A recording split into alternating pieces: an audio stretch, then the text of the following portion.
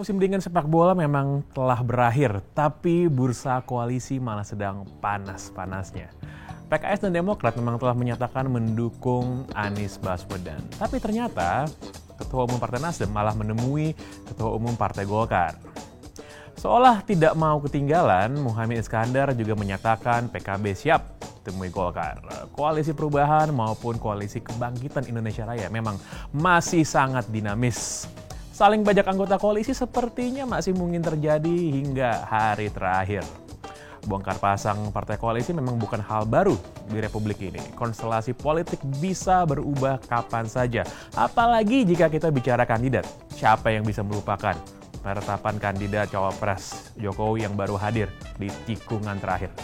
Peta politik memang terlihat sangat dinamis. Terkadang rakyat terlanjur baper, padahal para politisi baru sekadar PDKT. Sudut pandang kita memang mungkin masih blur. Karena itu, hari ini kita mengundang para pelaku perpolitikan Indonesia. Bersama-sama kita mencari tahu bagaimana peta perpolitikan tanah air saat ini. Saya, Pangeran Syahan. Selamat datang di Kasih Paham.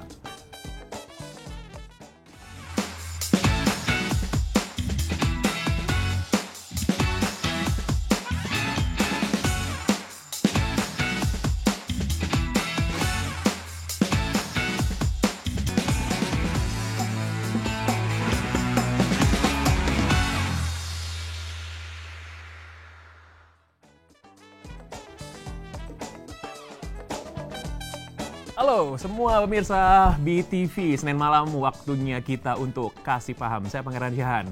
Seperti tadi sudah saya sampaikan bahwa yang namanya peta politik Indonesia ini dinamis, berubah-ubah ya. Masyarakat semuanya menyaksikan, menonton dan bertanya-tanya.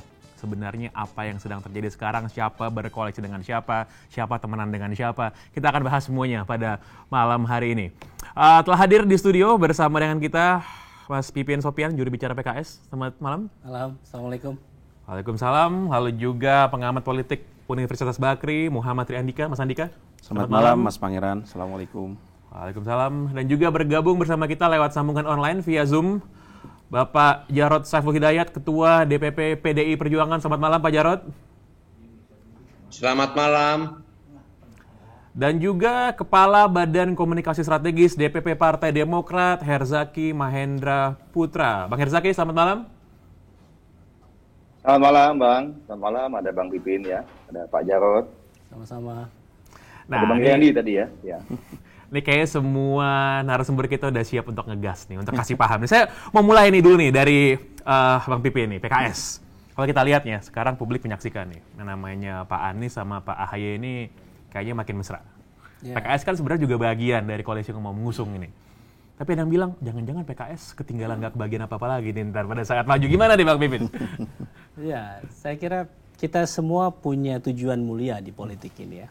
Dan saya kira tujuan mulia kita adalah bagaimana mewujudkan aspirasi rakyat di tengah-tengah gitu.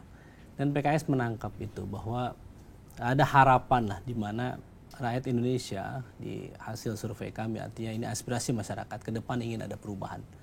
Kalau dari kajian kami lebih dari 60% ya ingin ada perubahan. Ada juga ingin ke depan melanjutkan pemerintahan saat ini. Dan saya kira bagi kita adalah melihat dinamika ke depan adalah melihat bagaimana publik ingin kepemimpinan yang baru ke depan. Jadi saat selesai pemerintahan ini maka harapannya adalah lahir pemimpin baru itu. Dan tentu PKS setelah kemarin saat ini kita konsisten di luar pemerintahan dan kita mencoba cari kira-kira capres-cawapres mana yang terbaik ke depan. Dan makanya di Musyawarah Majelis Syuro PKS itu sudah memutuskan 3 kriteria capres-cawapres. Yang pertama adalah yang berpotensi menang, artinya capres-cawapres yang disukai, yang diminati, yang dicintai oleh rakyat Indonesia. Dan kita saya kira sudah bisa melihatlah mungkin 3 besarnya siapa gitu ya. Yang kedua adalah yang memiliki jiwa nasionalis religius. Jadi dia bisa menempatkan di tengah bahwa negara bangsa ini dibangun oleh 2 kelompok besar nasionalis dan religius itu gitu. Dan yang ketiga adalah yang memiliki karakter simbol perubahan. Jadi ini yang lumayan ditekankan oleh kami di PKS. Nah itu kan kalau untuk capresnya Bang Pipin. Tapi untuk cawapresnya nih PKS mau ngasih nama nggak untuk maju? Ya, saya kira saat ini kita pertama akan melihat ya dari sisi mana cawapres yang mendukung capres kita. Kalau kemarin Dr. Sohibul Iman, Wakil Ketua Masyuro dan juga sebagai Ketua Tim Kecil sudah menyampaikan bagaimana sikap tegas PKS bahwa PKS berada di koalisi perubahan, dan yang kedua adalah mendukung Pak Anies Baswedan sebagai bakal calon presiden. Itu sudah dikaji dengan sangat matang bagaimana kita mendengarkan aspirasi struktur, kader, dan mayoritas pemilih PKS dan juga masyarakat secara umum. Dan kemudian cawapresnya, ya tentu posisi kami adalah kira-kira siapa yang akan mendukung pemenangan capres kita, dan kira-kira siapa yang punya jiwa nasionalis religius, dan siapa yang kira-kira punya simbol perubahan ke depan. Jadi kami tidak akan otot-ototan, kami selama ini berkomunikasi dengan baik ya, dengan Nasdem, dengan Demokrat ya, membicarakan tentang siapa kira-kira pasangan yang pas buat Mas Anies ke depan kira-kira. Dan gitu ya? Tentu memang kita lihat bagaimana rekam jejak di survei, kemudian kita juga melihat bagaimana dari sisi kapasitas ya, dan juga bagaimana ke depan kita ingin dua pasangan capres-cawapresnya tidak punya beban moral gitu ya, tidak ada kasus ke depannya. Ya betul-betul kita ingin pasangan yang menjadi harapan rakyat Indonesia. Baik, saya mau ke Bang Herzaki dulu. Tadi kalau kita lihat nih, Bang Pipin bilang katanya PKS nggak akan ngotot-ngototan nih, Bang Herzaki. Jadi kayaknya kalau Pak Anies sama Pak AHY gitu maju capres-cawapres, kayaknya Demokrat akan sangat happy gitu, Bang Herzaki. Gimana nih tanggapannya? Ya, kalau dari kami ya, kesepakatannya dengan Bang Pipin, dengan teman-teman di Nasdem, ya kita serahkanlah kepada Mas Anies selaku baca pres dari Koalisi Perubahan. Kalau memang kehendak rakyat, lalu kemudian Mas Anies juga mengamini ya, ternyata Mas AHY menjadi wakilnya Mas Anies, ya tentu kami menyambut baik gitu. Karena bagaimanapun kan kita bicara mengenai tadi ya, Mas Anies punya kriteria yang sempat kita bicarakan juga di tim kecil, ada bicara mengenai elektabilitas atau membantu kemenangan, membantu mengenai penguatan di koalisi, lalu juga nanti bisa membantu di pemerintahan, punya chemistry, dan yang paling penting satu hal ya, sebenarnya sosok perubahan dan perbaikan. Kalau kami ya Demokrat seperti disampaikan oleh Mas AHY 2 minggu lalu sudah tegas dan jelas ya. Kami mengedepankan aspirasi masyarakat yang menginginkan koalisi perubahan ini dibentuk. Kalau misalnya kami, teman-teman PKS, punya teman-teman Nasdem, punya aspirasi siapa yang menjadi cawapresnya Mas Anies, ya itu kan wajar. Itu wajar sekali. Tapi kami tidak ingin diskusi baca wapres ini kemudian menghambat proses pembentukan koalisi perubahan. Sehingga kami menyerahkannya kepada Mas Anies selaku capres dari koalisi perubahan. Baca pres ya kalau nama sekarang. Nah ternyata teman-teman PKS ya, Bang Pipin dan teman-teman di PKS kan kemudian tanggal 30 Januari juga mengamini hal yang sama. Gitu. Sehingga kita ya Mas Anies menjadi satu-satunya baca pres nih yang sudah punya tiket nih ya. Kalau secara de facto kita bicara ya hanya koalisi perubahan gitu dengan Mas Anies ini yang sudah punya baca pres gitu. Ya kalau di sini saya bicara ada Pak Jarod ya. Kalau PDIP kan memang satu-satunya udah punya tiket sebenarnya. Mau siapapun, mau last minute kayak daftar bisa kalau Pak Jarod ya kan gitu. Karena memang udah mengantongi sendiri. Nah kalau kami kan belum sendiri nggak bisa, harus minimal berdua atau bertiga, dan kami udah sepakat dengan teman-teman koalisi perubahan ya kami akan komit terus nih memperjuangkan perubahan dan perbaikan. Jadi kita mulai nih jalannya dari bahkan dari tahun yang lalu komunikasinya. Baik, terima kasih Bang Herzaki. Pak Jarod, ini ketika partai-partai lain sudah sibuk berkoalisi, melakukan konsolidasi, PDI Perjuangan memang memiliki tiket sudah di tangan. Namun apakah dengan belum mengumumkan, ini momentumnya bisa dijaga dan bisa terus keep up dengan yang lainnya nggak Pak Jarod? Iya,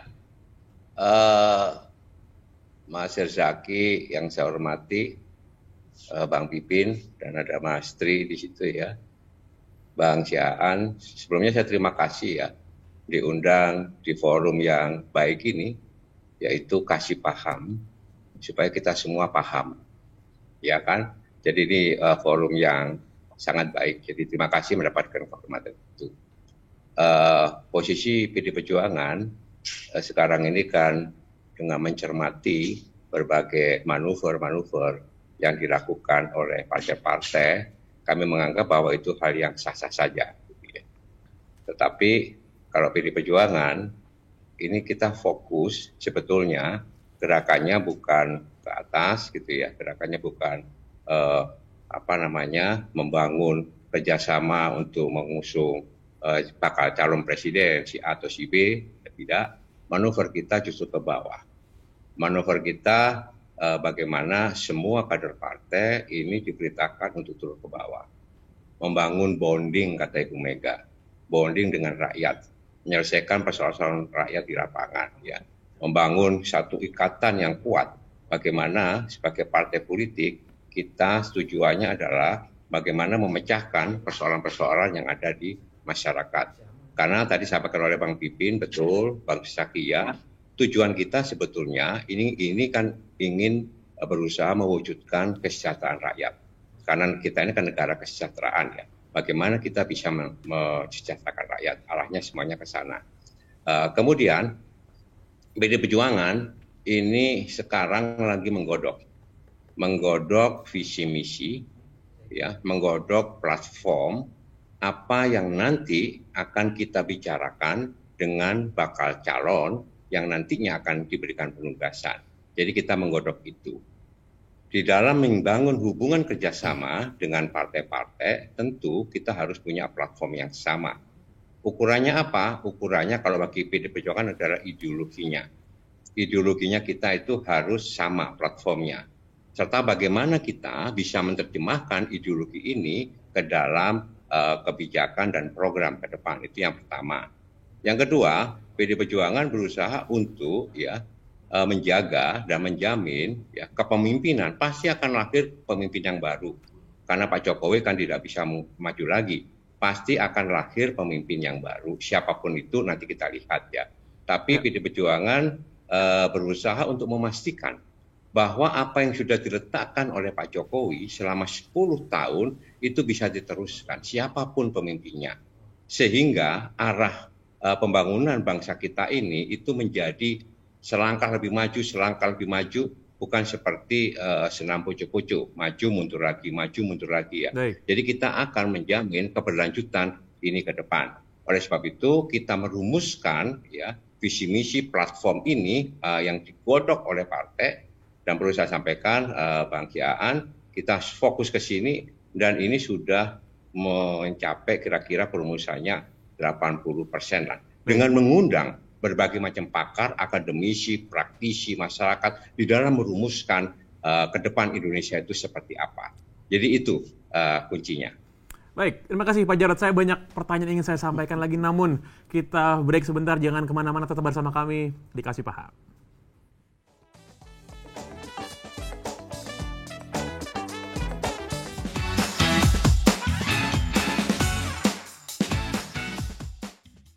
Anda masih bersama kami di Kasih Paham, kita membahas tarik ulur koalisi menjelang pemilu 2024. Saya mau ke Mas Andika sekarang sebagai seorang akademisi nih Mas, mengamati dinamika politik Indonesia. Tadinya apa yang kita maknai semuanya sudah set kan, siapa berkawan dengan siapa. Ini kok kocok-kocokannya kayaknya belakangan ini lagi kocok ulang lagi nih. Antara mau mencari teman baru atau memperkuat barisan. Apa yang sedang terjadi nih sekarang Mas Andika? Ya, saya ada 2 poin Mas Pang. Yang pertama adalah terkait dengan penyikapan PKS mendukung Anies Baswedan kemarin. Saya melihat sesuatu yang bukan langkah progresif sebenarnya. Belum ada kemajuan yang signifikan dari koalisi perubahan tersebut. Karena kalau kita lihat, ya pertama secara simbolik yang hadir di situ bukan orang nomor 1 di tiap-tiap partai politik, bukan Ketua Umum Majelis Syuro, ya, bukan Pak Surya Paloh, dan juga bukan Mas Ahaye. Jadi menurut saya itu belum menjadi gong akhir dari koalisi perubahan. Nah, artinya situasi yang baru saja terjadi pekan lalu mirip-mirip dengan situasi ketika di bulan November itu, Mas Pipin. Ya, jadi ini bukan satu langkah maju, ya. Ya ini masih cukup bisa dikatakan menghangatkanlah situasi yang ada. Apalagi kalau ini baru diputuskan di layer 2 ya. Meskipun yang hadir di PKS saat itu Wakil Ketua Umum Majelis Syuro. Sorry, kalau bukan langkah maju, apa ini yang tadi dibilang oleh Pak Jarod, ini langkah poco-poco gitu, Mas Andika? Iya, saya agak sependapat dengan Pak Jarod ya, poco-poco. Kalau dari judul malam ini tarik ulur, ini masih narik, belum ulur nih, kira-kira gitu ya. Kecuali nanti ya ketiga ketua umum itu bertemu, ya, mendeklarasikan tanda tangan, baru itu bisa dikatakan koalisi perubahan yang digagas oleh PKS, Nasdem dan Demokrat itu sudah bisa dikatakan final game. Meskipun kalau kita lihat dari perjalanan pemilu kita ya, tidak ada pasangan capres yang dideklarasikan atau mensubmit pendaftaran ke KPU itu di menit-menit awal. Selalu di menit-menit akhir, kecuali saat itu JK Wiranto. Ya, 1 minggu sebelum batas pendaftaran 2009 ini ya di KPU. Tapi selebihnya itu 1 hari sebelum penutupan. Ya, jadi kalau dikatakan koalisi hari ini semakin solid atau semakin dinamis, ya akan sangat dinamis sampai dengan masa pendaftaran nanti. Dan yang kedua yang saya catat juga dari perkembangan koalisi perubahan ini, saya melihat Mas Pipin, mungkin saya bisa saja salah nih ya, ada kesepakatan yang belum final sebenarnya antara PKS, Demokrat, dan juga Nasdem. Salah satunya adalah cawapres ya. Apalagi kalau tadi Mas Pipin sebenarnya mengindikasikan kalau Pak Ahy pun kami nggak masalah gitu ya. Tapi kalau kita lihat kemarin Pak Surya Paloh bertemu Pak Erlangga, bisa jadi kalau Pak RK pun juga nggak masalah gitu Mas. Jadi ini bisa jadi nanti bukan Pak Ahy, bukan Pak Aher, tapi juga mungkin Ridwan Kamil ya, kalau nanti Golkar tiba-tiba setuju masuk ke koalisi perubahan ini. Dan saya masih agak ragu Mas Pipin kalau koalisi ini dinamakan koalisi perubahan. Yang sepakat dari 3 mungkin ya 2, PKS dan Demokrat, karena selama ini berada di luar pemerintahan. Bisa jadi kalau dugaan saya Nasdem belum sepenuhnya confirm dengan istilah koalisi perubahan, karena berat banget nih membawa koalisi perubahan. Kalau kita lihat dari peta elektoral sekarang, hanya 30% masyarakat yang cukup kritis terhadap kebijakan Pak Jokowi. 70%-nya puas dengan Pak Jokowi. Approval rate-nya nih ya? Iya, jadi kalau narasi perubahan ini yang dibawa oleh Pak Anies Baswedan, kemudian PKS dan Demokrat, tanpa ada penyanding cawapres yang bisa menetralisir semangat perubahan yang oleh 70% dikatakan ini jangan-jangan nggak akan meneruskan Pak Jokowi nih, bisa jadi ceruk elektoral semakin kecil. Baik. Oleh karena itu saya pikir Pak Ridwan Kamil bisa menjadi salah satu alternatif barangkali gitu ya. Kalau nanti Pak Surya Paloh kemarin ketemu dengan Pak Erlangga itu ternyata membuahkan satu pembicaraan yang konstruktif gitu ya.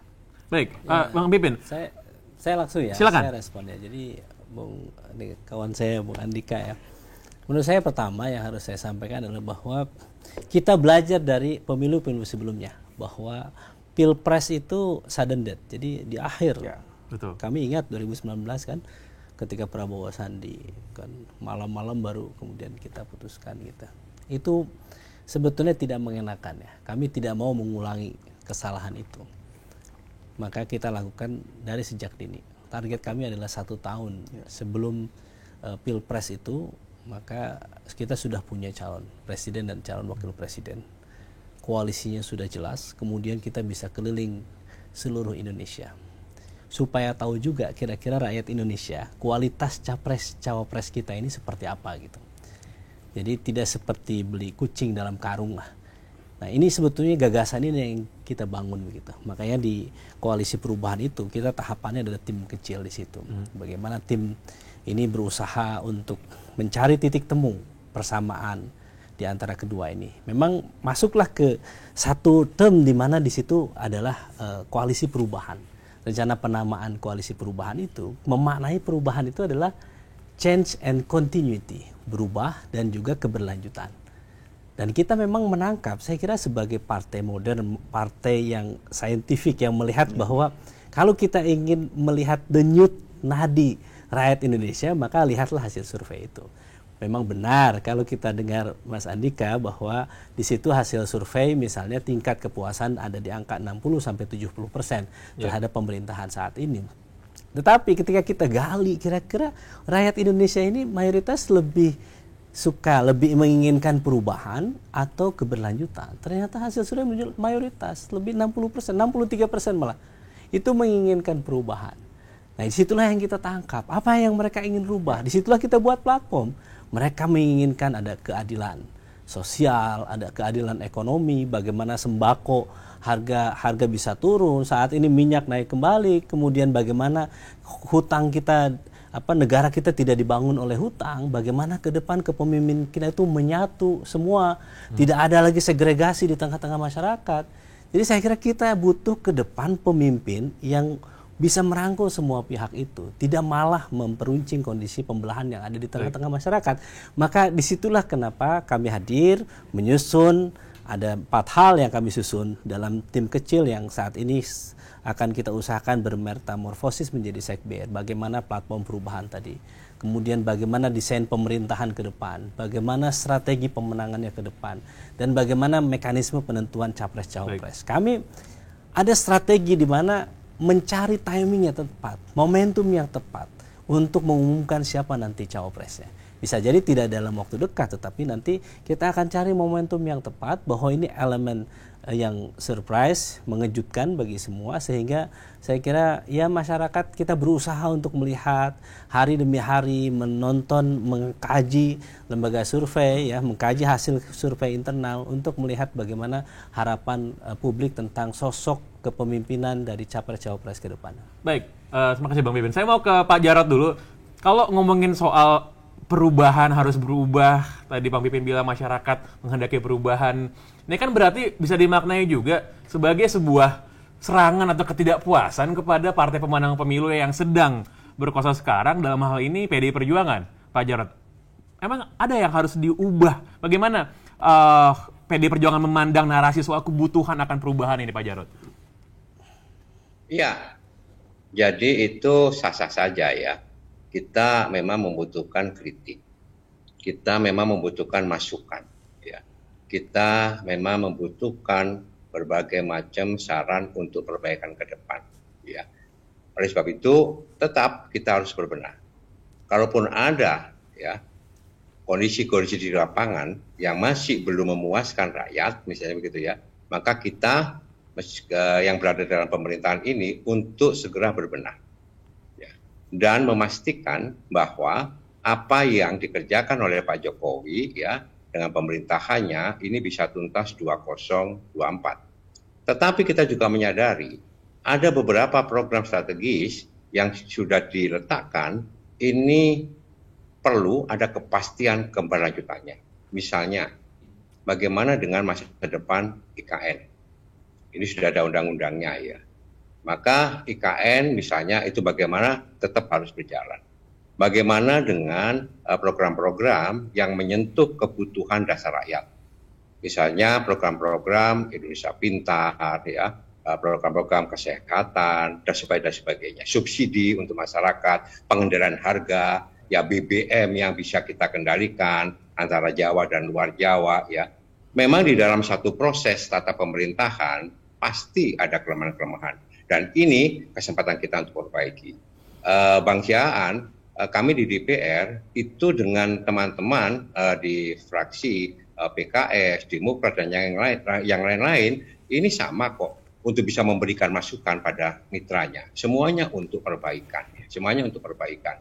Tetapi PDI Perjuangan ingin memastikan bahwa apa yang sudah diletakkan ini marilah kita lanjutkan ke depan, ya. Yang sudah baik ini mari kita lanjutkan. Yang kurang-kurang baik ya kita akan sempurnakan ke depan. Tetapi jangan sampai begitu ya, apa yang sudah diletakkan kemudian mandek di tengah jalan, ya, kemudian mangkrak di tengah jalan. Yang rugi itu bukan orang per orang, bangsa kita ini loh. Oleh sebab itu kami selalu berusaha untuk membangun kesemahaman di MPR. Indonesia itu harus punya haluan negara. Sehingga misalkan 20 tahun ke depan Indonesia seperti apa? Misalnya 2045 itu ditetapkan sebagai Indonesia Emas misalkan. Bagaimana kita semua untuk bisa mewujudkan Indonesia Emas itu? Bagaimana kita bisa menurunkan stunting? Bagaimana kita bisa meningkatkan kualitas SDM kita? Bagaimana kita bisa memproduksi barang-barang kita gitu ya, mulai dari hulu sampai hilir. Ada program hilirisasi untuk bisa memberikan nilai tambah kepada sumber-sumber daya yang kita miliki. Hal seperti ini yang mendapatkan perhatian daripada kita. Kemudian kami ya PD Perjuangan di samping tetap solid ya untuk bisa mendukung kebijakan Pak Jokowi dengan memberikan masukan-masukan kritis kepada beliau ya.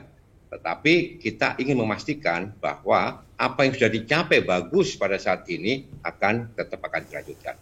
Yang ketiga, kami memahami ya bahwa di dalam proses penentuan bakal calon presiden, wakil presiden ini masih jauh, sangat dinamis, pasti ada tarik ulur satu sama lain ya. Bahkan di last minute pun itu bisa berubah ya. Oleh sebab itu ya PD Perjuangan mengambil sikap daripada kita pusing ya ngurusin hal seperti itu gitu ya, mari kita kerja saja. Baik. Kita melakukan konsolidasi terus-menerus, kita melakukan proses kaderisasi ya, kita selalu melakukan gerakan-gerakan untuk bagaimana ke depan kita harus anti korupsi karena korupsi kita ini kan menjadi satu hal yang sangat kronis. Ya, kita sudah melakukan pendidikan anti korupsi sehingga bakal calon yang nanti kita ajukan itu betul-betul paham dan tidak menyalahkan kekuasaan untuk melakukan tindak pidana korupsi. Hal seperti ini, energi kita ini, Bang Siaan, lebih baik difokuskan pada hal yang seperti itu daripada ketimbang kita membicarakan sosok ya. Sosok penting, tapi itu nanti ya. Baik, jadi PDI Perjuangan lebih berfokus kepada platform dulu, kepada agenda kerja, bukan kepada sosok, begitu tadi diberitahu oleh Pak Jarod ya. Saya mau ke Bang Herzaki, namun sebelumnya jangan kemana-mana, tetap bersama kami di Kasih Paham.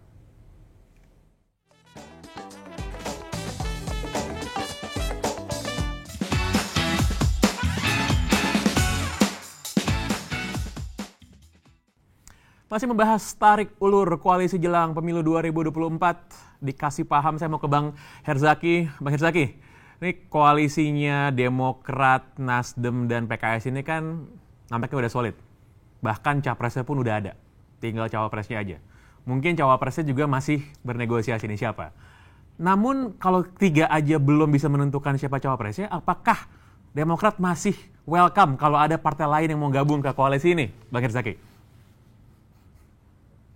Ya, pertama Mas, sudah dijelaskan sebenarnya oleh Mas AHY beberapa waktu lalu dan diulangi dalam beberapa kesempatan. Ya, ini sesuai dengan kesepakatan tiga partai. Koalisi perubahan ini adalah koalisi yang terbuka. Ya, jadi kami sangat welcome ya, sangat terbuka jika memang ada parpol-parpol lain yang ingin bergabung.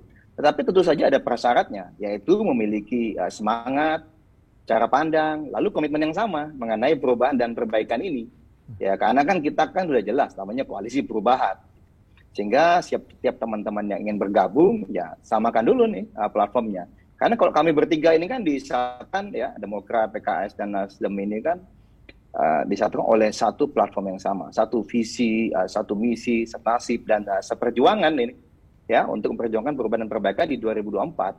Ya memang teman-teman Nasdem saat ini bersama Pak Jarod ya, PDIP adalah bagian dari koalisi pengusung Pak Jokowi, yaitu memang komitmen dari 2019 ke 2024 bagi kami itu memang harus diselesaikan karena itu adalah tugas tanggung jawab ya, sama halnya nantinya jika memang terpilih nih kami bertiga capres-capres yang kami usung nanti di 2024 sampai dengan 2029 ya, kami kan tentu berharap bahwa pengusungnya ini akan terus bertahan sepanjang pemerintahan 2024 sampai dengan 2009. Karena bagaimanapun kan ketika Mas AHY, ketika anggota Dewan kami, ini Mas AHY kan saat ini juga lagi di Malang ya. Kemarin habis dari Sumsel, sebelumnya Lampung, sebelumnya NTT, sebelumnya dari Sulut, itu terus ketemu masyarakat selalu yang disampaikan itu adalah Mas AHY, kapan ini koalisi perubahan ini gitu ya. Itu banyak sekali aspirasi yang kuat dari masyarakat gitu. Termasuk tadi bicara mengenai baca persnya siapa ini. Nah sehingga Mas AHY, Demokrat ini mengedepankan yang namanya keinginan rakyat tadi. Kita ingin koalisi perubahan bisa dibentuk, kita sama-sama mengusung Mas Anies Baswedan ya. Tadi sudah saya sampaikan juga, Mas Yudin juga sudah sampaikan bahwa ini baca pres ini kita ini satu-satunya koalisi yang sudah punya baca pres ini gitu. Dan memang tidak bisa disamakan dengan teman-teman tadi saya sampaikan kayak Pak Jarod gitu misalnya PDIP. PDIP kalau deadline-nya itu misalnya katakanlah tanggal 10 November misalnya jam 12 malam ya jam 11.55 datang sendirian bawa berkas juga selesai gitu. Tapi kan kami tidak nih gitu. Kami ini kan harus bertiga ya kan. Yang kedua Pak Jarod ini kan jelas 10 tahun ini kan 8 tahun ini kan teman-teman tentunya masyarakat juga masih ingat terus ini apa yang dilakukan oleh teman-teman PDIP, pemerintah saat ini, bagaimanapun kan akan ingatannya cukup kuat ini terhadap apa yang dilakukan oleh teman-teman PDIP. Sehingga bagi kami yang menawarkan perubahan, menawarkan perbedaan, ya kan akan tentu butuh waktu yang lebih ini dalam mengingatkan kembali kepada masyarakat seperti apa pengalaman Demokrat dulu bersama PKS, lalu bagaimana teman-teman Nasdem, apa yang ditawarkan, lalu siapa capres dan cawapresnya. Ini beda loh, ini gamenya beda nih dibandingkan dengan 2019. Karena kalau 2019 ada waktu pendaftaran 10 Agustus, pemilihannya itu adalah di bulan April gitu loh. Ya, itu panjang sekali waktunya, 8 bulan kira-kira. Sekarang kita tahu waktunya itu hanya 75 hari, waktu yang sangat-sangat singkat gitu bagi kami.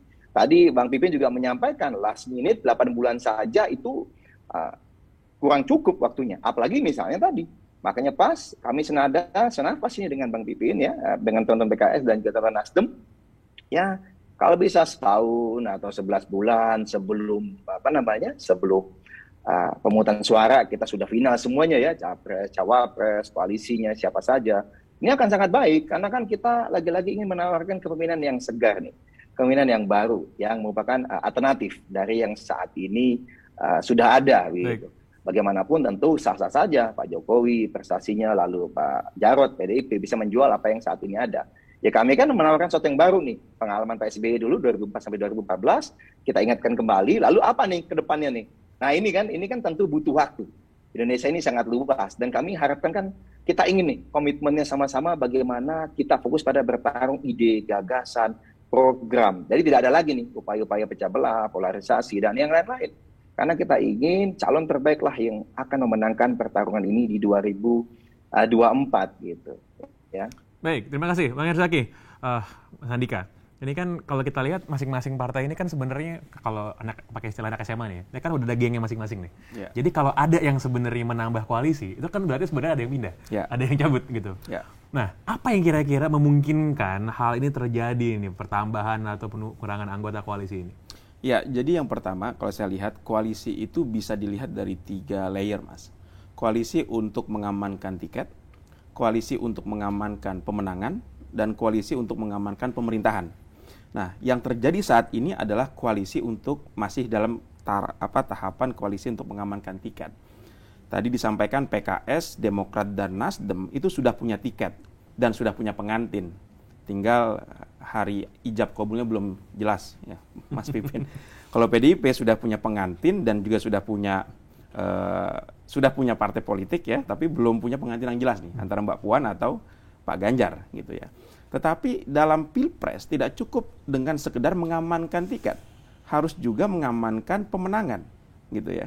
Nah, mengamankan pemenangan ini kita harus berkompromi dengan struktur hukum pemilu ya, di mana misalnya tidak cukup 50% plus 1, tetapi juga harus representatif di setengah provinsi yang ada di Indonesia 20%. Dan untuk mengamankan 20% di setengah provinsi yang ada di Indonesia ini tidak cukup dengan standar minimalis koalisinya, ya, sehingga ada kecenderungan partai politik untuk menambah terus, menggemukkan terus koalisi-koalisi yang mereka punya, gitu ya. Nah, tentu kalau nanti ada partai politik baru yang masuk ke dalam koalisi perubahan, ini bisa dikatakan menjadi tuan rumahnya itu 3 partai ini. Yang belakangan itu adalah ya tamu lah ya. Tetapi kalau ini yang masuk Golkar, saya pikir akan berbeda cerita lagi, Mas Pangeran ya. Akan berbeda lagi. Golkar partai yang besar, tetapi meskipun masuk terakhir misalnya ke koalisi perubahan, tiba-tiba saja gitu ya, konstelasinya dinamis sekali, Golkar bersedia gitu ya, dan ini akan merubah kesepakatan-kesepakatan yang bisa jadi sudah ditemukan antara PKS, Demokrat, dan Nasdem sampai dengan hari ini. Baik, Bang Pipin, kemarin itu kan beberapa minggu yang lalu waktu isu soal proporsional terbuka dan tertutup, itu 8 partai itu membuat press conference bersama-sama, dan itu walaupun mungkin capresnya dan koalisi beda-beda, namun itu ketemu semua tuh dalam satu atap. Apakah itu sebenarnya mau menyampaikan pesan politik di luar dari isu proporsional terbuka tertutup itu kepada PDI Perjuangan, Bang Pipin? Yang tidak berada di 8 partai itu ketika itu. Ya sebetulnya poinnya tadi ya, bahwa kita tentu punya pendapat, punya argumen. Kenapa harus sistem terbuka bukan sistem tertutup misalnya. Betul. Jadi saya kira kesamaan argumen bahwa kita pendukung sistem terbuka itulah yang menyatukan kita bertemu itu, bahwa kita ingin rakyat Indonesia diberikan haknya untuk memilih siapa calon anggota DPR-nya. Jadi partai yang mengusulkan, tetapi berikan kesempatan rakyat Indonesia untuk mencoblos nama-nama calon anggota dewan itu. Jadi sehingga tidak, mohon maaf dan tanda petik, dikooptasi oleh elit partai. Jadi saya kira ini penting untuk memberikan kesadaran ya bagi kita bahwa pentingnya sistem terbuka itu dibandingkan sistem tertutup. Yang kedua adalah kita membangun kesamaan bahwa pemilu ke depan, pilpres harus jujur dan adil. Fairness di situ. Bagaimana kita ingin KPU ya betul-betul menjalankan tugasnya secara profesional, independen, menjadi wasit yang baik dalam pertarungan pemilu nanti ke depan. Dan yang ketiga tentu ingin membangun kondisivitas. Jadi meskipun kita berbeda-beda ya, partai pendukung pemerintah, partai di luar pemerintah, oposisi seperti PKS, toh kita bisa berkomunikasi. Artinya kita melihat ketika ada kegentingan, ketika ada kekhawatiran misalnya kembali ke sistem tertutup sebelumnya yang pernah kita rasakan, maka kami khawatir ini setback ke belakang. Tentu kalau rakyat Indonesia diberikan pilihan, mereka akan memilih sistem terbuka. Disitulah kita memperjuangkan aspirasi rakyat yang menghendaki sebetulnya mayoritas sistem terbuka dalam pemilu ke depan. Mereka ingin tahu supaya calon anggota dewan yang terpilih itu memang calon yang kira-kira sesuai dengan harapan mereka. Betul. Sehingga memberikan mereka lebih mandat kepada calon wakil rakyat. Tapi di luar dari isu soal proporsional terbuka tertutup yang secara substantif, apakah memang ada pesan politik lain yang ingin disampaikan ketika 8 partai yang enggak dalam koalisi yang sama ini, termasuk juga PKS ada di dalam sana ya. Ada PKS, ada Demokrat juga hadir di sana, bisa bersebelahan dengan Golkar, dengan PAN. Lalu semuanya bisa duduk satu meja, tapi tidak ada PDI Perjuangan gitu di sana. Ya semua politik ini pilihan. Jadi ketika kita punya sikap politik yang tegas, kita berada di mana, ya kita bisa ikut di situ. Ketika dalam satu opsi politik di mana kita mengusung sistem terbuka itu, kemudian sebetulnya kan undangannya semua juga diundang kan. Siapa yang pro kita undang, yang tidak ya mungkin tidak hadir gitu. Saya nggak tahu apakah PDIP menerima undangan itu atau tidak. Tetapi memang posisi kita pada waktu itu memang kita pro dengan sistem terbuka. Baik, ini kita langsung nanya aja ke Pak Jarod. Pak Jarod, ketika ada press conference itu 8 partai menyatakan menolak pemilu proporsional tertutup yang lagi diajukan ke MK, bagaimana PDI Perjuangan itu memandang ini rame-rame ini bikin kondangan tapi PDI Perjuangan nggak ada nih, Pak Jarod? Saya sampaikan bahwa memang PDI Perjuangan tidak diundang. Karena mungkin bukan dianggap ya, karena PDI Perjuangan itu mendorong sistem demokrasi kita, sistem pemilu kita itu kepada proporsional tertutup. Ya. Jadi Bang Pipin kami bukan tidak hadir karena memang tidak diundang. Bagi PDI Perjuangan, sistem apapun silahkan. Terbuka boleh, tertutup boleh. Dua-duanya kita siap. Tetapi ya, PDI Perjuangan itu selalu diarahkan untuk menyampaikan politik kebenaran. Bahwa sebetulnya ya, pemilu legislatif itu adalah pesertanya partai politik, bukan perorangan. Kalau perorangan ada ya ruangnya, yaitu pemilihan anggota Dewan Perwakilan Daerah. Konstitusinya mengatakan seperti itu. Satu. Yang kedua, kita harus mengkoreksi, ya, mengevaluasi sistem ini, demokrasi terbuka ini. Ini adalah praktek nyata dari sistem individual liberal, ya, sangat liberal. Maka yang terjadi, ya, bukan persaingan antar partai politik, ya, tetapi persaingan antar caleg ya di satu partai. Terjadilah praktek kanibalisme, predator. Maka ya perselisihan hasil pemilu itu bukan perselisihan hasil antar parpol, tapi antar caleg. di parpol yang sama. Ini kita semua mengalami ya. Kita semua mengikuti ini. Akibatnya apa? Akibatnya karena ingin mendapatkan suara yang paling banyak gitu ya. Politik uang itu dilakukan. Masif. Sangat masif. Ya.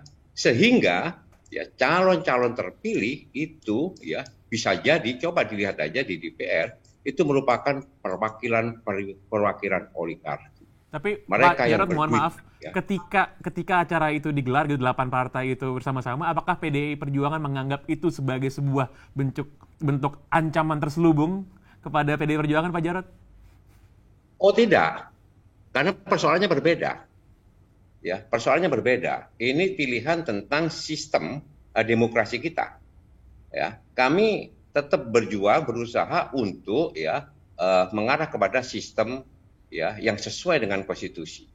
Bahwa peserta pemilu legislatif adalah partai politik. Sehingga partai politik ya itu mempunyai fungsi utama melakukan rekrutmen kader, mendidik kader, melakukan kaderisasi, dan menugaskan jabatan-jabatan politik kepada kader-kader yang sudah ya digodok ini. Dan kalau kader itu misalkan terpilih ya dan kemudian dia melakukan kesalahan, korupsi dan sebagainya, biar yang dihukum partainya. Ya. Jadi posisi partai itu kuat. Partai politik itu bukan sekedar sebagai event organizer. Ya, yang ya bisa mengambil semua mereka-mereka yang punya suara elektoral yang tinggi, yaitu mereka yang tidak berdarah-darah, tidak bekerja secara maksimal di struktur partai, kemudian dicalonkan hanya karena dia punya duit. Ya, di dalam masyarakat ya ketika kita turun, mereka bicara sama saya. Dia bilang, Mas Jarod, sekarang ini yang dipilih itu tidak penting, kualitas tidak penting. Ya, integritas tidak penting, kapasitas tidak penting. Yang dipilih adalah isi tasnya berapa. Bayangkan. Apa dampaknya? Korupsi. Korupsi susah sekali untuk bisa ya diberantas. Kenapa? Karena mereka rata-rata kepilih selalu menggunakan money politics. Burhanuddin Muhtadi melakukan studi yang sangat baik dengan menulis buku Kuasa Uang.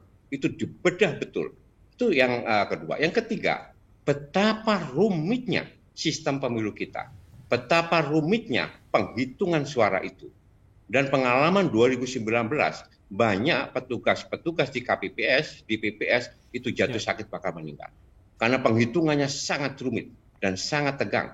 Masing-masing calon akan mengamankan suaranya sendiri-sendiri. Ya. Jadi ini dampak-dampak negatif yang perlu kami sampaikan. Mengapa PDI Perjuangan itu berusaha untuk mengembalikan sistem demokrasi kita ke sistem demokrasi yang sesuai dengan ideologi Pancasila dan konstitusi. Ya. Meskipun demikian, kita serahkan kepada Mahkamah Konstitusi untuk bisa mengambil keputusan yang terbaik. Dan PDI Perjuangan saya jamin patuh kepada konstitusi apapun keputusan hasil di Mahkamah Konstitusi. Gitu, Bang Pangeran.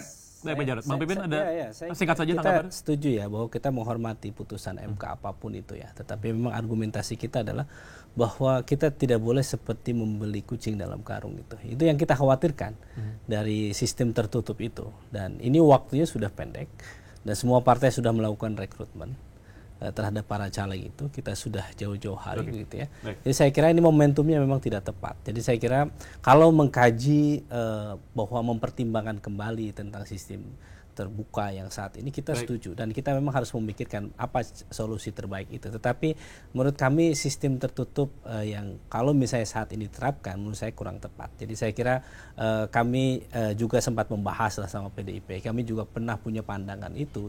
Dan tetapi saat ini nampaknya kita belum siap untuk ke sana. Jadi saya kira sistem terbuka masih terbaik untuk dalam pemilu 2024 nanti.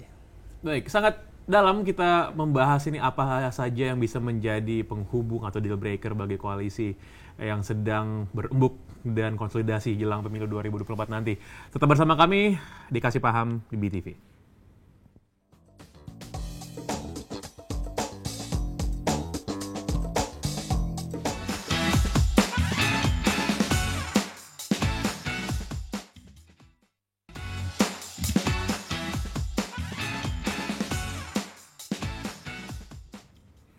Anda masih bersama dengan Kasih Paham Tarik Ulur Koalisi Partai jelang 2024. Mas Andika, tadi kalau kita bahas soal proporsional terbuka tertutup ini kan tadi saya tanyakan apakah ini lebih dari sekedar itu. Namun ada juga ketakutan yang menganggap bahwa ini show of force tadi ya, show of force dari partai-partai yang bisa saja melawan gitu dengan establishment politik yang ada sekarang. Namun seberapa mungkin sih sebenarnya ini 8 lawan 1 ini bukan cuma urusan MK doang, tapi urusan Pilpres gitu. Saya punya tafsir begini ya, bisa jadi salah nih Pak Jarod ya tafsir saya. Yang pertama ini cara mengetes PDIP, melempar satu umpan mana yang bisa jadi teman, mana yang kira-kira nggak bisa jadi teman. Dan terbukti ternyata 8 against dengan sikap PDIP Pak Jarod. Ya, bisa jadi tafsir ini salah Pak Jarod ya. Kalau dari saya coba nyambungin antara pertanyaan Mas Pangeran dengan sistem pilpres tertutup atau terbuka. Tetapi apapun itu perdebatannya, saya cukup salut dengan PDIP karena berani melontarkan satu gagasan yang cukup kontroversial. Di mana kalau rasa-rasanya publik ini against dengan sistem proporsional tertutup. Ya, tetapi apapun itu, ini satu sikap politik yang menunjukkan bahwa PDIP itu punya satu gagasan meskipun itu secara umum ya ditolak oleh masyarakat. Kedua, menurut saya juga sistem proporsional tertutup ini Pak Jarod ya tidak bisa memutus juga rantai oligarki gitu ya. Karena oligarki ini bukan lagi penetrate kepada individu-individu caleg, tetapi juga melekat kepada partai politik itu sendiri Pak Jarod. Jadi misalnya kita pun berpindah ke sistem proporsional tertutup, oligarki ini akan tetap melekat dalam sistem politik kita, Mas Pangeran. Seperti itu kira-kira ya. Jadi ini satu wacana yang terpisah dari dinamika koalisi menjelang Pilpres. Baik, saya mau ke Bang Herzaki juga dan Bang Pipin, tapi ke Bang Herzaki dulu. Ini soal penetapan cawapres ini ya. Apakah ada tenggat? Apakah ada deadline? Kapan ini koalisi perubahan? Ancar-ancar aja deh, kita publikkan nunggu-nunggu nih. Kapan sih ancar-ancar kira-kira? Tadi kata Bang Pipin surprise katanya. Tapi boleh dong kita dikasih kisi-kisi kapan sih cawapresnya diumumin, Bang Herzaki? Ya, kalau dari kami kita serahkan saja kepada Baca Pres Mas Anies Baswedan. Tentunya kami bertiga ini dan ditambah Mas Anies ya sedang menghitung, mengkalkulasi dengan sangat-sangat detail. Karena bicara mengenai pengumuman pun juga menjadi suatu momentum yang menjadi bagian penting ini dalam strategi pemenangan. Sehingga kami mesti hati-hati. Bagaimanapun kami mengusung semangat perubahan akan berhadapan dengan status quo yang tentunya akan sangat-sangat besar ya. Sehingga kita harus taktis ini, ya, harus hati-hati sekali, kita hitung betul. Nah, nanti pada saatnya kita akan komunikasikan. Yang jelas, kami tidak akan last minute, ya. Kami tidak akan last minute. Sekarang kita sudah melangkah maju dan bahkan mendahului teman-teman dari koalisi lain, ya, Bang Pipin, ya. Kita sudah punya Baca Pres, ya, bertiga ini gitu. Nah, kemudian kita juga sudah berkumpul, ya, hampir setahun. Nanti kita lihat nanti. Ya, kapan cawapres ini tentu pada waktu yang tepat kita rasa sudah memang inilah momentum yang tepat untuk mengumumkan siapa cawapresnya secara satu paket. Nah, nanti kita akan sampaikan ke publik gitu. Karena ini bagian dari strategi untuk bisa mendapatkan kemenangan di Pilpres 2024. Bang Pipin, kan kalau nunggu waktu ini kan namanya udah ada tapi belum mau diumumin. Bener namanya udah ada belum mau diumumin atau namanya belum ada makanya nggak diumumin ya Bang Pipin? Ya, saya kira ini kita ada punya 4P1T. T-nya adalah timing. Dan tadi timingnya memang tadi kita sudah punya kesepakatan. Nasdem menyerahkan kepada Capres, Mas Anies, Demokrat juga demikian, PKS juga sama. Jadi kita melihat ya cawapres yang kira-kira memang punya chemistry yang baik dengan Mas Anies, kemudian punya peluang menang ke depan. Dan saya kira punya tadi misi untuk perubahan dan keberlanjutan. Jadi saya ingin tegaskan lah bahwa koalisi perubahan ini bukan semuanya berubah. Kita dukung saya kira Pak Jarod yang disampaikan tentang bagaimana ke depan misalnya tentang program Indonesia Pintar, kemudian program BLT dan sebagainya yang kira-kira rakyat menyukainya. Tetapi kami mohon maaf misalnya kami mengkaji ulang misalnya kenaikan harga BBM misalnya di tengah-tengah kondisi masyarakat sedang susah misalnya. Tentu kemudian negara ini dibangun dengan utang, tentu kita akan melakukan perubahan itu. Kita tidak mau generasi ke depan misalnya akan merasakan untuk bayar utang. Jadi ini tidak adil buat ke depan. Jadi insya Allah ke depan, insya Allah masalah capres kami di koalisi perubahan ini sangat enjoy, saling setara, saling menghargai, saling bangun trust yang sangat luar biasa. Terima kasih Bang Pipin. Satu pertanyaan terakhir saya mau nanya ke Pak Jarod nih. Pak Jarod, pada waktu hari perayaan ulang tahunnya PDI Perjuangan, Presiden Jokowi itu pada waktu pidato bilang Ketua Umum Bu Mega tuh sudah mengantongi nama. Sudah mengantongi nama waktu itu. Tapi belum diumumkan. Apa sih yang bikin itu belum diumumkan kalau namanya udah ada? Ini kan kita semua nih gatel nih Pak Jarod nih nungguin. Kapan kira-kira PDI Perjuangan bakal ngumumin nama dan namanya siapa Pak Jarod? Iya, jadi memang ya nama itu sudah di kantongnya Ibu Mega. Ya kan? Pasti dong sudah kita siapkan. Ya, pasti Ibu Mega punya. Tapi sekali lagi disampaikan tadi, kan untuk mengumumkan itu butuh waktu yang tepat. Butuh pemikiran yang mendalam ya. Karena kita bukan hanya ya sekedar mengumumkan nama, tetapi memastikan bahwa nama-nama ini akan bisa memenangkan 2024. Serta, kalaupun sudah jadi, gitu ya, apa yang dikerjakan? Ya, kita itu memilih pemimpin. Ya. Kita ini membutuhkan pemimpin yang namanya Presiden Republik Indonesia, Wakil Presiden Republik Indonesia yang menjadi nahkoda dari 275 juta jiwa dengan Indonesia sangat beragam seperti ini. Jadi bukan main-main. Tidak bisa gerusa-gerusu, gitu loh ya. Tidak bisa terburu-buru, gitu loh ya. Jadi betul-betul harus matang betul gitu, Pangeran. Ya. Baik, terima kasih banyak Pak Jarod, dan itu juga mengakhiri episode Kasih Paham untuk malam hari ini. Kita sudah lihat dinamika koalisi partai politik yang akan terus rame sampai tahun depan serasa. Terima kasih banyak kepada Bang Pipin, kepada Mas Andika, juga kepada Pak Jarod, dan juga Bang Herzaki yang sudah bergabung bersama dengan kami lewat sambungan online. Demikian Kasih Paham, sampai jumpa pekan depan. Bye-bye.